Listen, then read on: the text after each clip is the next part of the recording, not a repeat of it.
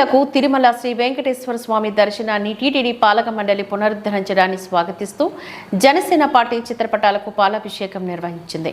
స్థానికులకు దర్శన భాగ్యం కల్పిస్తామని ఇచ్చిన హామీని తిరుపతి ఎమ్మెల్యే ఆర్ని శ్రీనివాసులు చొరవతో సాధ్యమైందని జనసేన నాయకులు హర్షం వ్యక్తం చేశారు. తిరుపతి నగరంలోని 4 కాలం మండపం వద్ద జనసేన నాయకులు CM Chandrababu Naidu, deputy CM Pawan Kalyan, TTD board chairman BR Naidu, Tirupati MLA Arani Srinivasulu చిత్రపటాలకు పాలాభిషేకాన్ని నిర్వహించారు. ఎన్నికల ప్రచారంలో భాగంగా 4 కాలం మండపం వద్దే చంద్రబాబు నాయుడు, పవన్ కళ్యాణ్లు స్థానికుల దర్శనంపై హామీ ఇచ్చారు.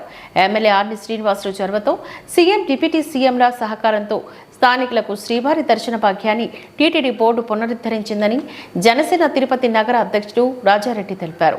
గత ప్రభుత్వం తిరుమల పవిత్రతను నాశనం చేసి టూరిస్టు కేంద్రంగా మార్చిందని ఆయన విమర్శించారు. తిరుమల పవిత్రతను పునరుద్ధరించి సామాన్య భక్తులకు దర్శన భాగ్యం మరింత మెరుగుపరచడమే ఎన్డీఏ కూటమి ప్రభుత్వ లక్ష్యమని ఆయన తెలిపారు.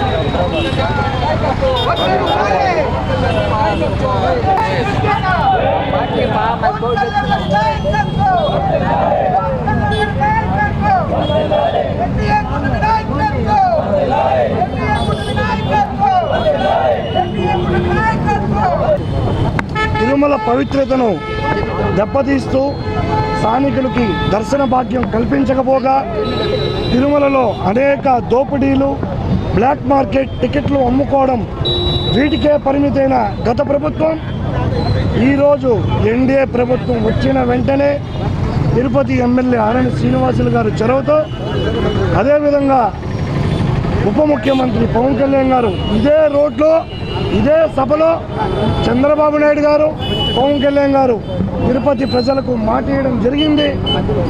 ఎన్డీఏ కూటమి అధికారంలోకి వచ్చిన వెంటనే తిరుపతి ప్రజలకు దర్శన భాగ్యం కల్పిస్తామని చెప్పినట్టుగా చెప్పిన మాట నెరవేర్చుకున్నటువంటి ఎన్డీఏ ప్రభుత్వం ఇది.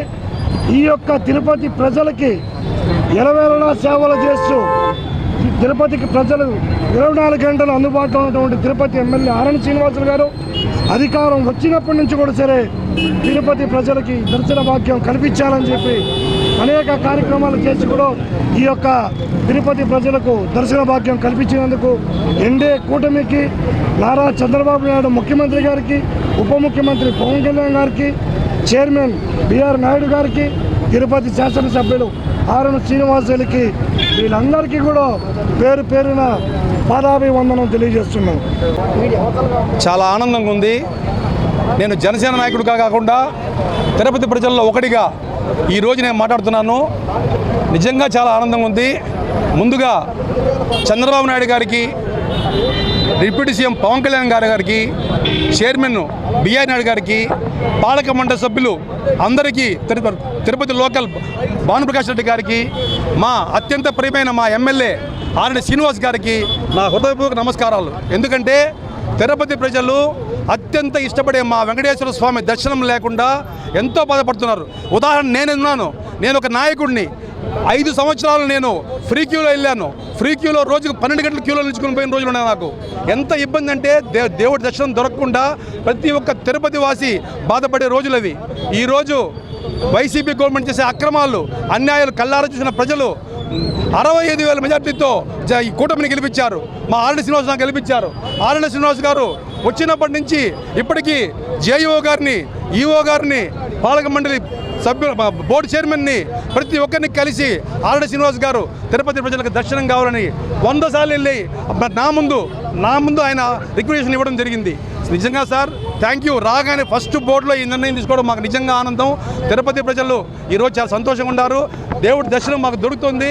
మాకు ఏ రాజకీయ నాయకుడు అవసరం లేదు. ఆధార్ కార్డు ఉంటే చాలు. మనకు ఆధార్ కార్డు ఎత్తుకుని మనం మహతికి పోతే నేరుగా మసలో దర్శనం అవుతుంది. ఇంతకంటే భాగ్యం ఇంకోటి ఏం లేదు.